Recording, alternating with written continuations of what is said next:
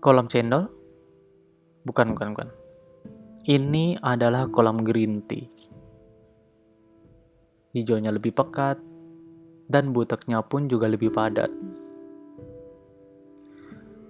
Tidak adanya sistem pengolahan air yang baik mengakibatkan parameter air menjadi begitu buruk.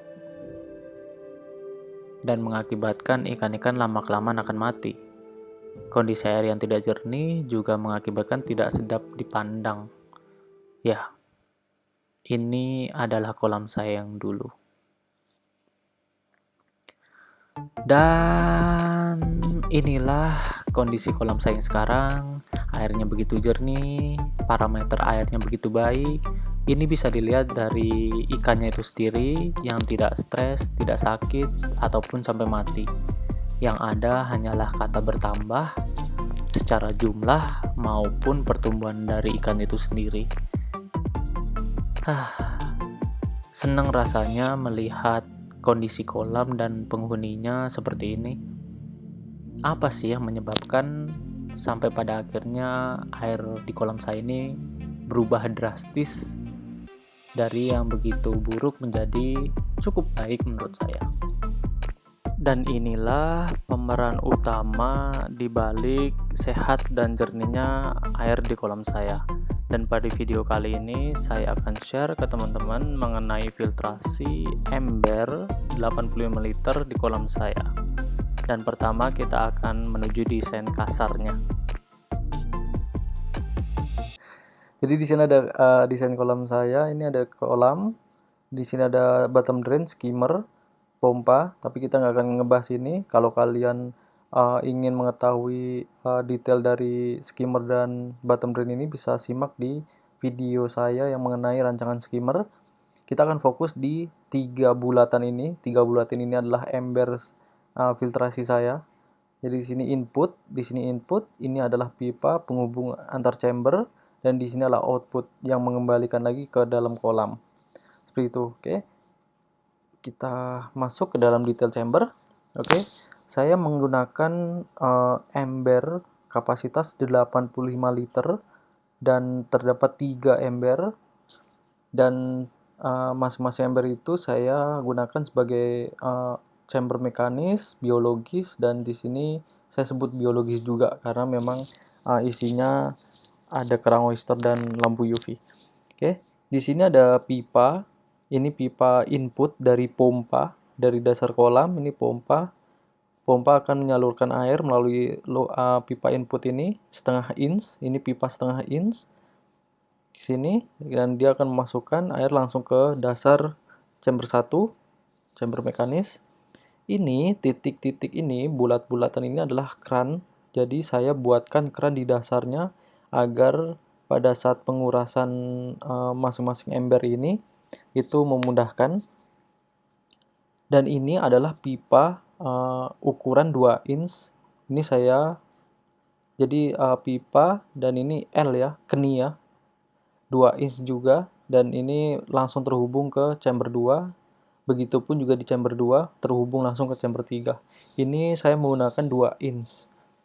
Ini setengah inch, input setengah inch, dan ini saya menggunakan pipa 2 inch ya untuk penghubung dan outputnya di sini.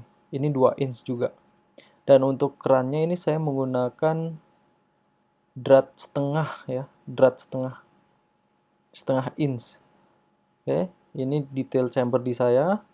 Dan perlu menjadi catatan, panjang pipa ini antara chamber 1, chamber 2, chamber 3 jangan sampai sejajar. Oke, kalau sampai sejajar semuanya, misalnya ini tingginya segini, di chamber 2 juga sama tingginya segini, nanti di chamber 3 juga tingginya segini. Nah, ini akan mengakibatkan chamber 1 bakalan meluber nih, keluar nih. Jadi dibuat ini tingginya segini, yang kedua lebih rendah, dan yang ketiga lebih rendah. Jadi nggak akan luber. Oke, ini chamber 1, isinya jaring nelayan sama jakmat. Sama ini batu apa yang namanya ya? Lupa. Cuman buat pemberat doang, jadi cuman beberapa, cuman buat pemberat si jaring nelayannya aja. Ini kira-kira jaring nelayan waktu gua beli itu sekitar 5 kilo. Jadi ada 5 5 lempengan gitu, satu paket gitu. Ini 5 kilo si jaring nelayannya. Terus ini, nah ini nggak gue kuras, nggak bisa gue bedah karena emang ini isinya mekanisme hidup ya, jadi bakteri hidup gitu. Nah ini jangan sampai dikuras nih, karena kalau ini dikuras ya istilahnya bakal restart awal lagi si kolam kita nih. Si bakterinya bakal hilang semua, yang ngurai amoniak nggak ada, jadi harus ya istilahnya restart ulang lagi. Jadi ini nggak gue kuras ya. Ini isinya biobol kalau nggak salah 1500 pieces biobol, terus bioring itu 300 pieces, sama ada karang jahe.